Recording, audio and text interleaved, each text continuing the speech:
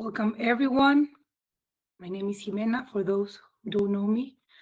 And today I'm going to be joined by Daniel, our amazing CTO. So Daniel, if you could please confirm that you can see and hear me correctly. Perfect. Okay, so welcome to our last session on NALA's AI and HR learning path. We're very happy. This is the fourth session. For those who are hearing this for the first time, you can just go to our YouTube channel and you can just see the other sessions. So in each session, we will talk about something around AI. We want everyone to learn a key concept where we're going to talk about how AI is shifting how companies organize work. We're going to review some HR learning and development use cases, and we're going to show you a little bit of how we are using AI in NALA. And of course, as we go through the presentation, feel free to just send us a question through a private message, through the group, or we'll do our best to answer that or talk about it in the end of the presentation. So as always, we're going to start with the basic. This is what motivates us. So at NALA, we believe that strong cultures are those that attract and engage talent in an efficient, consistent, exponential way. And that's really what's the foundation of a resilient company. As we're thinking about this current context and how things are moving around, especially now, it's extremely important that we as companies are agile, not just in identifying top talent, but engaging them and being very good at understanding what matters to them. So this is why we always talk about the talent first culture. And what we always say to our clients, these are three areas that you should continuously revisit as you're building a talent first culture. First, making sure you are promoting a workplace where people want to stay and leaders inspire growth, especially the leadership component. When it comes to top talent, who is your manager? It's a key variable, not just for an employee, but specifically for top talent. The other thing that we know matters a lot, it's high performance environments. Top performers like to be in teams that challenge them. They need to know that they can get support and they can learn from peers. And also these are they love results-driven culture. So it's not just about going to a place where people are happy and you have a good manager. They like to be part of high performance environments. And the third piece, and that's what we're going to talk more today, it's around opportunities and mobilities. They like to be in organizations where they can learn, and organizations that they bet on their employee for growth and internal mobility. So talking about this and now like double clicking, we always say growing within a company shouldn't depend on luck, but the reality is that it does depend on luck. It's a mix between you being prepared, the opportunity being available at that time, and you knowing that this is happening. But when we go back to our function, HR or leadership and development, and when we're thinking about this, how can we make our organization being one that bets on talent and make sure people grow? There's different things that are usually within our scope that have a big impact. First, everything we do around critical roles and just making sure internal recruitment pipelines are strong and working. So critical roles, think about roles that are extremely relevant for your company. So these are roles that you need to have more than one person in the pipeline so that they're always going to be with somebody that knows how to perform well. Any program around skills development, especially as it needs to be aligned with business needs. So as we think about today in AI, there's a lot of talking about reskilling and upskilling and how the leadership skills are changing. But if we leave the noise out, it still means that we are in charge of designing and creating skills program that will help minimize the gap between what we're going for and what we have right now. And this is something that is within our function, and increase visibility and transparency for employees to see growth opportunities within the company. Today, we're not going to talk about the third thing that I just mentioned, but we will talk more about how AI is changing, how we manage critical roles, succession planning, and how we can connect that with the skills developing programs that we should be thinking of. When we talk about this, there's two things that we've noticed are hard. They create a lot of friction. One of them is when we're thinking about succession planning is how to design a succession plan. It is hard work. It's not easy. A lot of the times you don't have the complete job descriptions. You're not aware of the responsibilities. Is for some skills, it's very easy to know how you're going to develop them and how you're going to have the evidence. For others, it's very hard. And this is usually a part of the process that where we see people stuck. There's this ongoing fight between, oh, they're the managers, they should be doing the succession plan, and then managers saying they're getting zero help or support from their business partners. And the other part is understanding that HR role goes beyond creating a succession plan that might be static, might be just a document. It's how we manage the process. So we need to have keep KPIs to monitor, so that we know that we are developing those skills properly and that we're bringing the coverage of critical roles and successors as the company needs. So these are KPIs and a way of thinking that will help me be able to answer these questions as we go through different moments in the year. Now, with that being said, later, after we go through some AI concepts that we're going to learn today, we will focus on these two things: how AI can help us build better succession plans for specific people that we have in our company. And the second thing we're going to share, how we see succession planning changing within the next 2 years because of the new technology and the new tools that we have available. So now I'm going to give it to Daniel Kuche. Daniel is Nara's CTO. He's not just an amazing person and a very talented engineer. He has over 20 years of experience working in AI projects, so he's an expert on the field. And he has agreed to join us for the past session, so thank you so much for that. And today he's going to be helping us just do a very quick recap of some things that we talked about during sessions 1, 2, and 3 that are building blocks, but for what we're going to talk today, which is the guide to building AI agents, and then go into the user cases. So Daniel, if I'm not mistaken, you should be, I'm just going to share the screen, and then when you have to share, you can share it by yourself. So let's start with the basic recap. Okay, there's clearly something happening. Give me 1 second. Okay, I'm going to stop sharing. Okay, Daniel is here. Let me just give Daniel the access so that Daniel, I'm giving you the access so that you can talk and I can see you.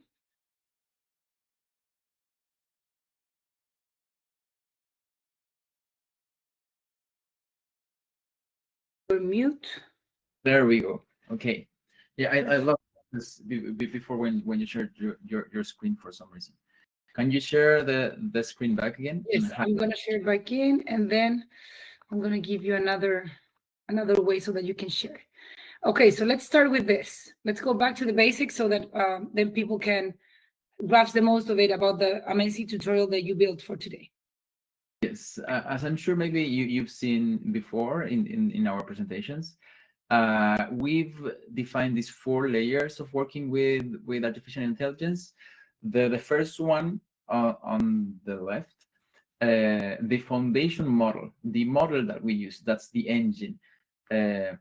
That model is it's important that we know what model we have access to, and that is not just what company. It's not the Google model, the Gemini model, or ChatGPT, because within Gemini, ChatGPT, Claude, there's different versions of models that are good for some things and not that good for other things.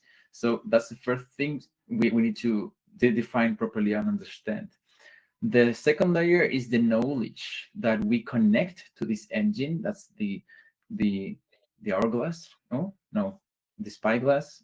No, the magnifying glass. Yes, with the book, because we need to bridge the company policies and internal data with the model that we're running with artificial intelligence. Then we have the third layer, the tools and actions, the hands that start working. That's the robot connecting that that's the interface that lets our AI model act directly in our systems, or for example, connect to the web. There was a long time where ChatGPT could not connect to the web, so the answers were cut off. There was this knowledge cut off, and there was a lot of confusion. And now it's standard that all our models connect to the internet. That could be something good or something bad, and something that we can choose if we want. But we can as well connect to, I don't know, calendars, emails, other systems, etc. And then it's the crossing guard, the guy that checks the direction and safety, the lanes and the traffic lights, the workflows, permissions, the human approvals, traceability. We need to, this layer is the most important one, and it's the one that most people are struggling the most with, because we need to set up the boundaries for security and privacy. Yes. And today, what we're going to focus today's session, so just keep in mind those four layers that we're talking about. Daniel is going to share with you a practical guide to create agents. So we're going to walk through those 4 icons and just first explain what we mean by each one of them. Then Daniel is going to show you live how to do that, and we're going to use ChatGPT for the example. And then we're going to show another example, but now with creating an individual development plan for a potential successor for a critical position. So Daniel, for what's coming right now, let's start with this, and then I'll give you the access so that you can share your screen. Okay. Before we talk about building agents, we need to shift how we think about working with agents, because we are entering this era of AI agents and, well, AI in general, and that means that our roles are changing. We're no longer on the first point that we put here. We will no longer, any job that we have in front of our computer, we will not just be the doers, the job executors. Agents era. We are going to be leaders who delegate, guide, and supervise. We need to, everyone needs to learn to be a better leader now, because you need to lead the AI agents. On the second point, it's about clarity, not just efficiency. We always say it's garbage in, garbage out. The clearer your thinking and the clearer are your instructions, the better the outcome your agent can produce.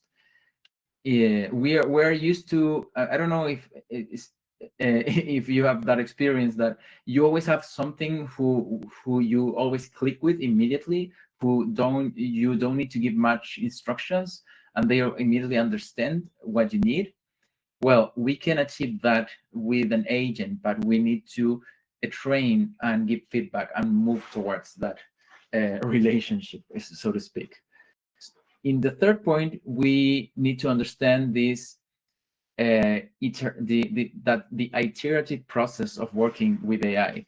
Most people are used that when you use a system, when you work in the system, you input your data, and the output is definitive, is the final output. That's not how it is with AI. This is an iterative process. When you input, you get a first version, and you can do more feedback, and you can go back and forth and learn how to get better inputs from the start the next time. In fourth, we have we move from being a user to being a trainer, because agents, once again, will improve with your feedback, and our job is to identify and teach and coach them, because this is a very, very special tool that works better when you treat it as a partner in your company that you can work with and grow together. And finally, number 5, we go from automating to empowering, because as we've said before, agents are never going to replace the work that people do. The goal is to free up more time for all the menial jobs or the jobs that are repetitive, so we have more time for jobs that require judgment, empathy, and leadership. Yes, and just to add to what Daniel is sharing, going back to number 1, from doer to leader, Everybody that has a team of people, we know that delegating is very important. What we see shifting is the fact that now it doesn't matter where you are in the leadership hierarchy, you're going to have to delegate a lot because you're going to be working with AI on different levels. And the percentage of the time that you're going to spend delegating and supervising, it's going to increase significantly when in compared to the percentage of our times that we do that now. So we need to become very good at delegating. We need to become very good at giving instructions. And the other thing, like sometimes because these AI agents, they answer like humans, we need to remind ourselves that they're not human. So a part of what Daniel is going to show you next is some of those differences. So as we think about creating an agent or working with an agent, having those differences in mind will help us make the most out of this tool so that it actually empowers us, freeing time for things that machines are not going to be able to do in the future. So let's go with first step by step in building agents. Yes. Once we understand this mindset shift, the next step is practical. How do we actually create an agent? Well, first, think about who you want to hire for that task. Who are you hiring? What kind of tasks can you delegate to an agent? And what's the goal of that task? There's been for a long time now that famous prompt that starts with a simple, you are an HR assistant who helps with, you need to define the role of the agent for it to be more efficient on what it has to do. In the second layer, we need to define what kind of information the agent will need. We need to identify it. We need to know where that information is stored. What's the format of that data? What format is it on? Is it compatible with the software that we have with the agent? How can we transform it? Are we allowed to share it with the agent? Because according to our company policies, maybe we cannot upload information to Google or to Microsoft. So we need to be, or maybe you need to filter identifiable information first, but that step is crucial to be able to organize your information to give the agent access to it. In the third layer, we need to consider the tools that the agents that we have access to can interact with. For example, the access to the internet. That's the agent has access to the internet, access to our emails, access to spreadsheets, and what other tools would be good to connect it to. Can we connect it to Nala or to our other HR systems so it can give me feedback and create a dashboard in real time of the data that's flowing to that HR system? And finally, we need to check the internal rules and policies of your organization or we need to build them because everything is moving forward right now. So we're creating this new standard of what are going to be the policies for each organization working with AI. So building an agent isn't, this agent building is not just a technical task.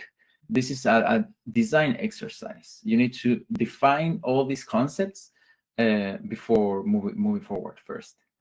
And the other thing is that, especially around the second piece, this is where we see a lot of people get very frustrated because it's in order for the agent to be able to do what you're hiring them for, information needs to be delivered in a specific way.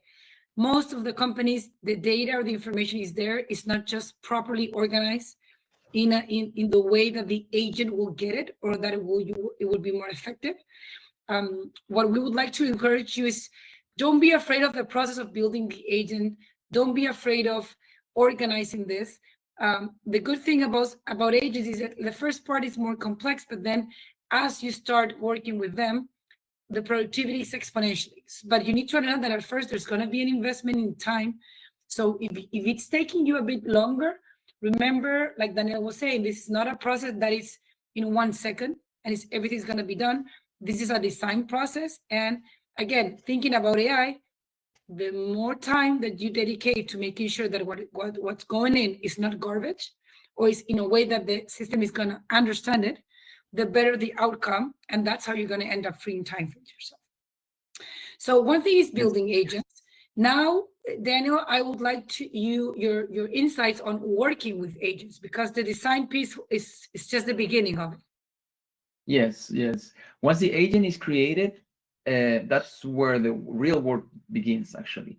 Teaching and improving its performance, it's what's important. Actually, to give you a real life example from this week, we have a couple really difficult tasks to achieve in Nala, and I spent like 3 days teaching a new agent how to work and how to solve certain tasks that we needed to do inside Nala. And if I come to think about it, maybe I could have done it by myself in 3 days, but instead of doing it by myself in 3 days, I took the time to build this agent and teach it how to do it in 3 days. And maybe you would say, okay, that's a waste of time. But the second task I had to do, to me, would have also taken me three more days to do it. But because the agent was already built, the second task, the agent did it in one prompt, as you could say. So, because working with an agent is not the same as working with humans. Once you have an agent, it can repeat that task many times. And then also, one of the important thing is that agents can be retrained instantly and can take feedback, and you can give them feedback and put that feedback in the beginning of the work of the agent, so it can redo everything from the start with that feedback taken in mind from the beginning. And So Daniel is going to show us how this works. Like now we're going to go to, like I told you, we're going to use ChatGPT as an example, but I want you guys to remember this piece of retrain. So if you're training a person, you would never think like, okay, we have been talking for 2 days, let's start the conversation from scratch, because that's how you're going to learn. You always take it from the last part. But when we're thinking about an agent, it's important to know that once we understand what feedback they needed to make that exponential improvement, we need to go to the start of the conversation and give that feedback. So again, that's something different between working with a human and with an agent. With a human, you would never tell them, let's start from scratch. You would just continue where you left the conversation. With an agent, the most efficient, if you want to increase performance, is to go to the beginning. So Daniel, now I'm gonna give you. Sorry, let's. yes, give me the. Well, with humans, sometimes when you're doing things, you do say, okay, we just start again from scratch, but that process is usually very frustrating and an emergency. But with agents, you can start from scratch again and again, and that's actually like a better practice. So Daniel, I'm gonna make you a Yes. presentator. Let's see if that works, and then you can share your screen. Let's see if that works. It usually takes a couple of. Oh yes, I got it. Okay, can you see my ChatGPT website open? Yes, we can see it. All right, so I wanted to give you an example, because many people think that this agent or building things is too foreign or is too far away. And right now, all the companies we're using ChatGPT, just because I don't know, it's more widespread or it's the original, have many functions to build simple agents very easily. So in ChatGPT here we have our chats in one side and we have our projects. And here within the projects is what we could say we could build the simplest agents that even though they're simple, they can do really powerful things for us at work. To create a new project, when you go here projects, you just click on new project, and I'm going to do a fashion consultant, because I didn't want to do anything related with IT or anything more general as an example, but it's incredibly easy to apply to other areas as well. So here I created my fashion consultant. I can give it an icon and a color. And I want this fashion consultant to be able to give advice about fashion. But I wanted to give specific advice about the specific fashion, or I don't know, image, the corporate image from our company or something like that. So the first thing I do, and this is something that once again all other companies have, I go here in the case of ChatGPT when I'm inside my project, and I go to add instructions. This is the instructions, the general instructions that will be the core of what this agent is going to be. This is the job description, the role of the task. So with that in mind, we have to create one project for each task that I want to do. And here I'm going to tell you, you are a fashion consultant, for example. Very simple prompt. And this simple prompt just give it a general idea of what this agent is going to do every time I ask him something. So after it saves, I can review the save instructions in here. And here, now that I'm with the fashion consultant, I want to say, I'm going to ask it, what hat can I wear with a denim denim jacket, for example. And here, because it's ChatGPT, I mean, I think we're all used to it, will give me a really long and general vague answer according to whatever, I mean, what in the whole world we have. Here we have casual streetwear, vintage American, very general. But what I want to do with this agent is for it to have it follow our corporate image or a guideline. For example, I have these guidelines. Let's think that in our company we have these four sets. It could be many more, but we're going to have four sets of fashion choices, and I want this agent to follow these fashion choices. So I'm going to go to my project and I'm going to add files. This is where I connect the knowledge. When I connect the knowledge, I have these files and I put it there. And in the honor of time, to save some time, I'm gonna skip to this other window where I have already created this project. This is actually the original file, original fashion consultant. I already created it, and I already added these files, and I already did the conversation, so we can advance a little faster. And it's taking some time to save the name. Let's wait for it to save the name, and I can show you. Slower than usual. Yeah, that's why to avoid these kind of issues is that I already had the conversation I'm going to show you. So I have this loaded with these four images, and I asked it. Let me see where I left it. I asked it, what should I wear with a denim jacket? And it still gave me the same answer. So what I do is to ask it. This is a very good practice. What I want is you suggest based on the images I uploaded. Can you help me rewrite your own instructions so I can make that clear? And it told me, okay, use this as the instructions. So I grab this, I go to the project, and I edit the instructions, and I put that instructions in. Instructions that give specific guideline to only use this as reference for fashion and nothing else. So with that in mind, I answered again. I asked again, what should I wear? What hat should I wear with a denim jacket? And the answer it gave me was, based on the uploaded images of fashion, or it's in Spanish, it says moda, this is what you should wear. Answering me the hat that this lady, our model, is wearing in the image. But I see this and I don't like it actually. Why don't I like it? I go to my original, here it is, and I say that works much better. But I don't like that the response makes reference to the project images, like from these outfits.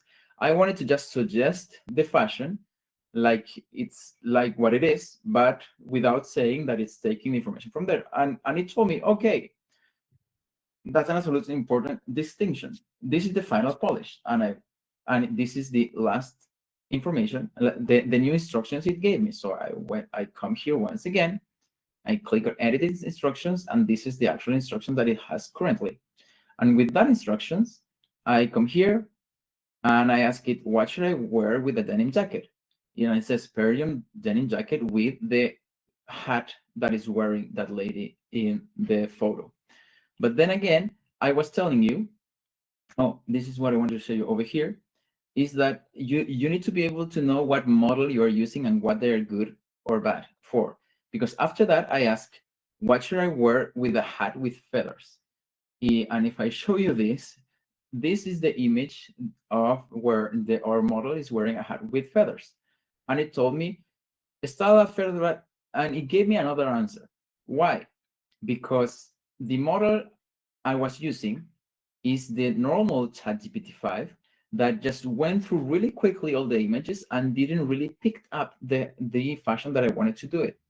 That's why I tell you that you need to know what model you are using. So I chose thinking, and I did the question again.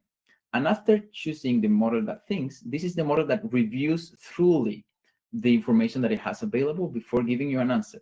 It took almost a minute to answer because it has to review thoroughly all the images. And after that review, it gave me the exact answer of what I wanted. I wanted it to ask with this information. But and that's why you need to be conscious of the model. But then again, the process of analyzing all images every time I ask it something, it could be very long. Here it took over a minute. I said almost a minute. That's why I made another project. And in this project, I gave it these instructions. Your task is to describe in detail the clothes worn by the subject in the attached photo. With these instructions, I just gave it a photo and it gives me a description. And this description is what I could use as the base information instead of the photo, because this description is much faster to process. But then copying and pasted all these instructions, if I have 100 photos, it could take a really long time. That's why the other important thing to know is what tools that the agent has available. And this agent has a tool that allows it to create text files for me to download. So what I did later is I went to the instructions and I edit the instructions like this. And I asked it, the output must be a downloadable TXT file named after the image that begins like this, style of image, and the description of what the image has. With that, I uploaded another image and it told me, here is the description of that photo, and this is what that TXT file has inside. The subject is wearing, well, the description of this photo. And you see, now I could do this with all the images of my company, get all the descriptions, and use these text files as the basic knowledge of the guidelines of the fashion choices from our company. And with that, we can keep expanding, ask it to create an index for easy search or categorization, etc. If from here on, we can continue. Yes, and I just want to say that, for example, like what we were talking before, like you will never think about starting a 2-day conversation from scratch. Usually with a human, you would assume that images are going to be more, it's going to make it easier for them to understand what you're looking for. In this case, at least for now, and again, things are evolving, we know that this model specifically, it's easier for them to get text. So in this case, because it needed to go over pictures, you wanted to be able to do it in a more effective way. So that's why, but you need to understand those rules in order for you to give the model what it needs. So that's, and the other thing, like Daniel was saying, you saw him playing around. And some people get frustrated because they do this for 20 minutes. But remember, like when we're talking about people, this takes sometimes months, years, just training something. So just be aware that whenever you're thinking about an agent, the better, the most, if you're intentional about the design phase and you understand what it is that you're going to need and you do your research, or maybe you ask for help, you're going to understand more, not just what the job description is, but what information they need and what is the expected outcome. So that when you have a clear understanding of that, it's easier to build it from this Gemini, ChatGPT, whatever system you use. But you need to know the rules behind it. Again, like a human. This is like a new type of employee. So as long as you know the rules, you're going to be able to create them, delegate to them, and make them perform better. So now what I'm going to do, and then with this, you're going to be able to, I'm going to go back to the presentation. And like Danielle shared that exercise, now we're going to tie it up to succession planning. So this process, who am I hiring and for what? What information will I provide? What tools are available? Are there any rules? These are all things that Danielle very quickly show you how to do it with this very simple example, like the fashion consultant. So now we're gonna apply this framework to designing succession plans. So step number one, and these slides are meant to be a framework or a guide for you guys. It's okay if I'm gonna give you instructions. These are things that your instructions should have: who you are, what you do, how you decide, how you interact, boundaries. And here are just some suggestions on what to include and some examples. So again, this is the job description. Imagine this as you're looking to hire somebody. You want to be as clear as possible and also understand what are things that are reasonable to ask for an agent, depending on the model that they're using. Step number two would be defining the information that the agent needs.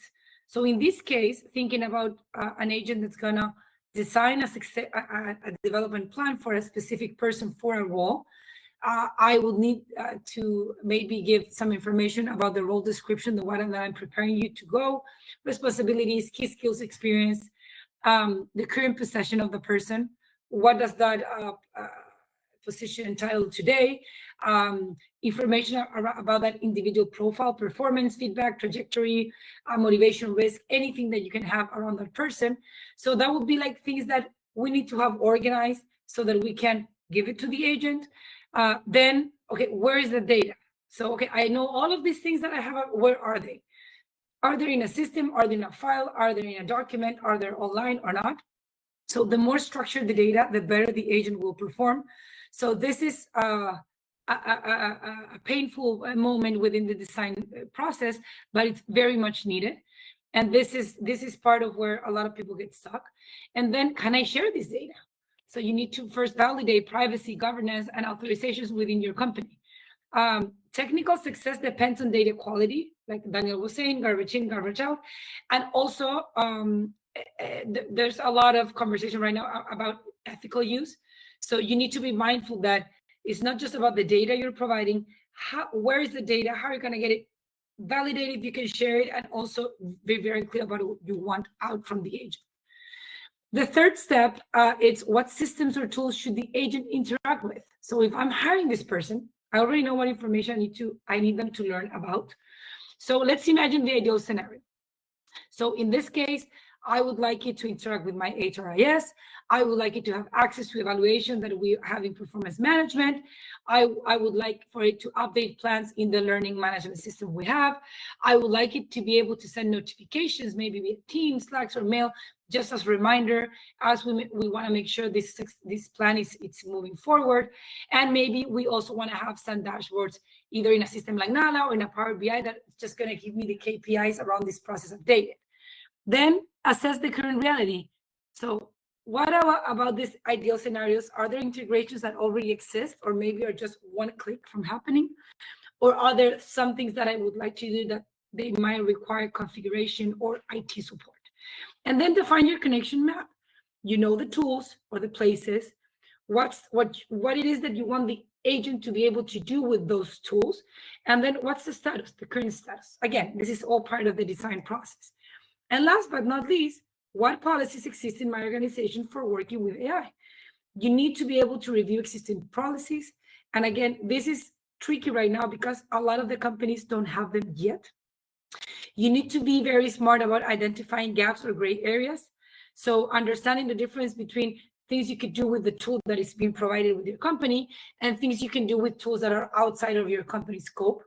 And then understanding like who approves new agents, how do you prioritize them, and what's the ownership of the generated content, for example. You want to avoid those gray areas. And for now, at least create your own ground rules. So don't share confidential data. Always review agent output before sharing with anybody. document every AI-assisted decisions, and just make sure that you're aligning the AI with the organizational values. And again, going back to those instructions, that's something that you could add in those instructions. And it's important to know that responsible AI starts with culture, judgment, and governance, not with technology.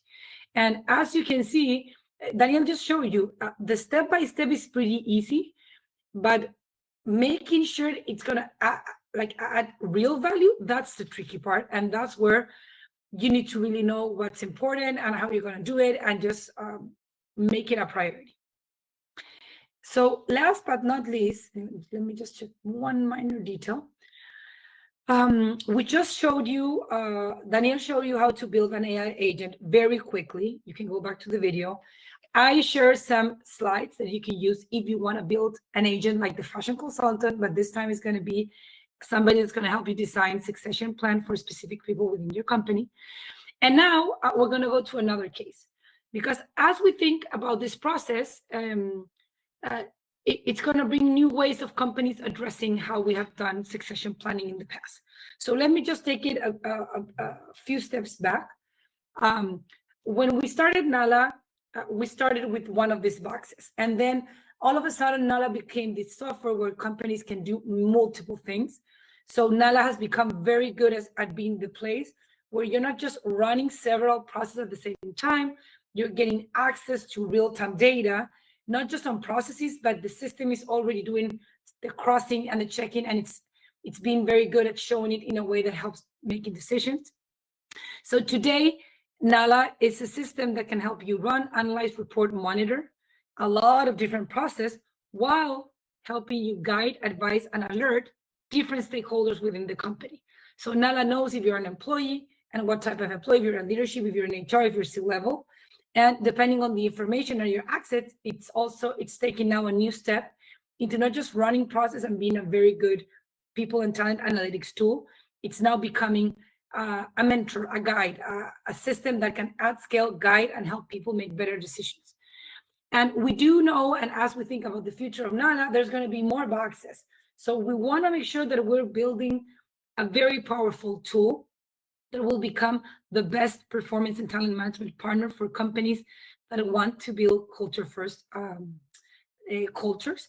And what we're going to show now, it's a very specific use case. Again, how we're using technology, AI specifically, to help our clients be more efficient and more impactful when it comes to talent review and succession planning. So before I show you that, let me just share a bit of how we thought. And again, this could be a framework that you can use as you're thinking of dreaming about how you would like process to happen and why. So let's take succession planning today versus with AI. So when we think about succession planning today, a lot of the times HR and leaders manually identify critical roles and successors.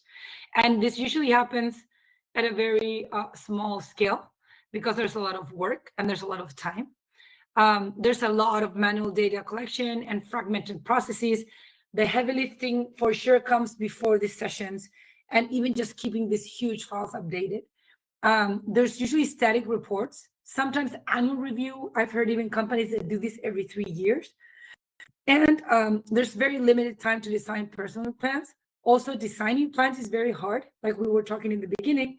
So it requires a lot of knowledge, and sometimes it's not easy to understand for a specific person, taking into account their whole experience, what would be the most effective way, and how can we develop, how we can help them develop the skill, and also what's the evidence that we're going to need to know that that's checked.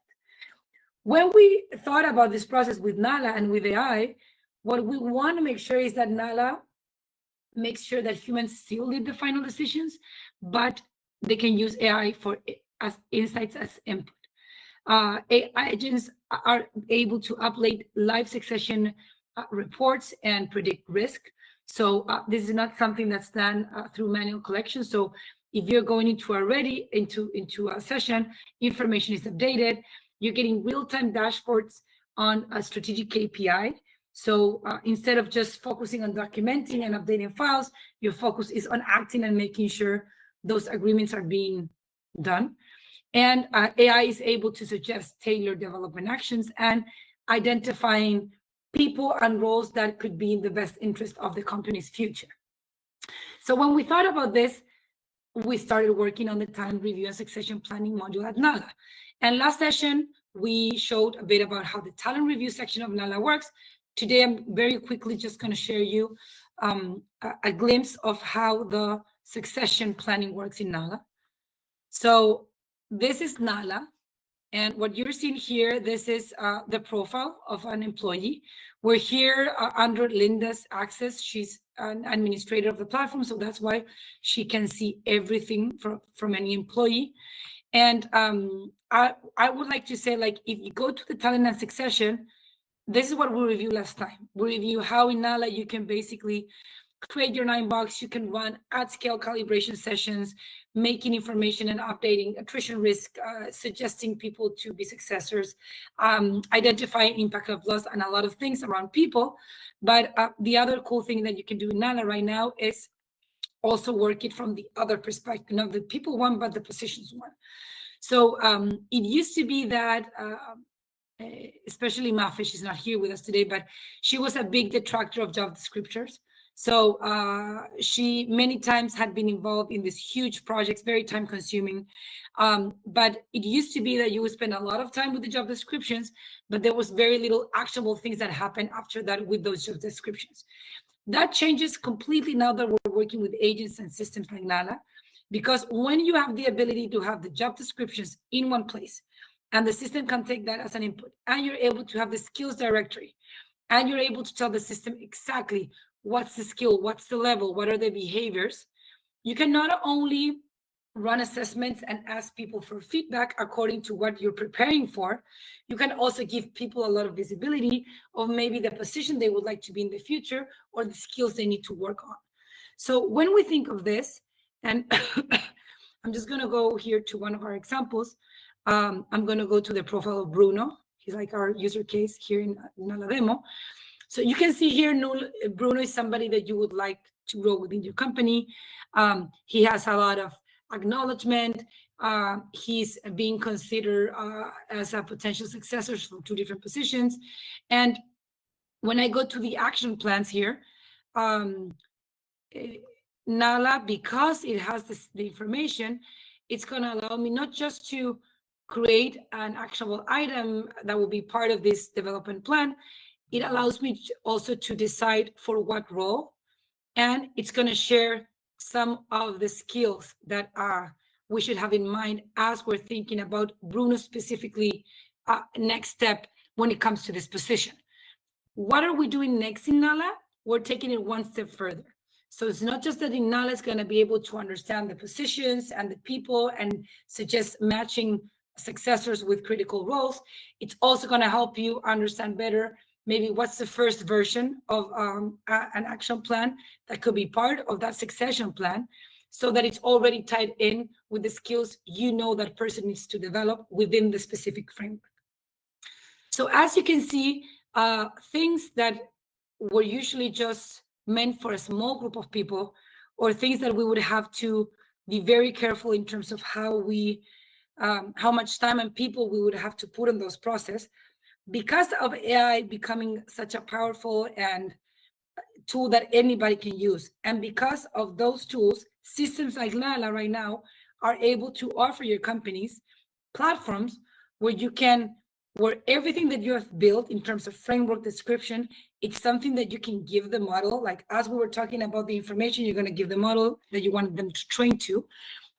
That's something that they can do.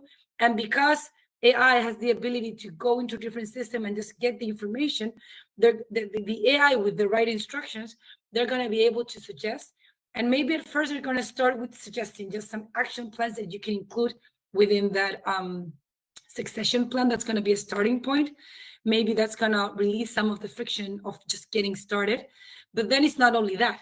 The agent is going to be able to actually alert you, monitor, just give you more visuals on how things are progressing, and making sure different stakeholders that are owning this process are aware of it, so that we do make progress.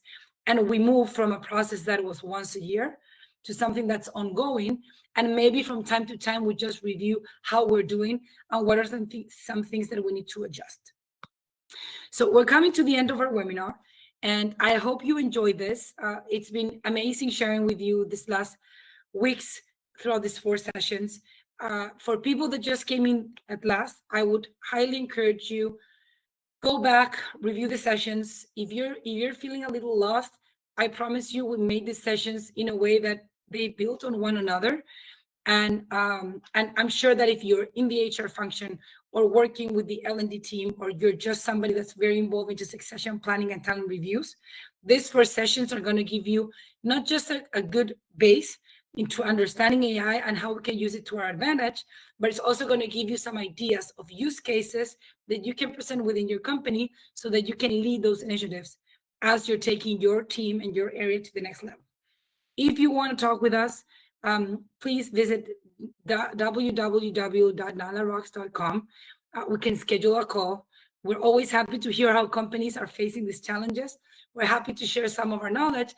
And of course, if you're looking for a partner that's going to help you be more agile, run process, and become that AI-powered partner so that you can take your strategy to the next level, let's have a conversation. I'll be more than happy to show you not just 5 minutes of Nala, but the real power behind the platform we're building. Goodbye, everyone.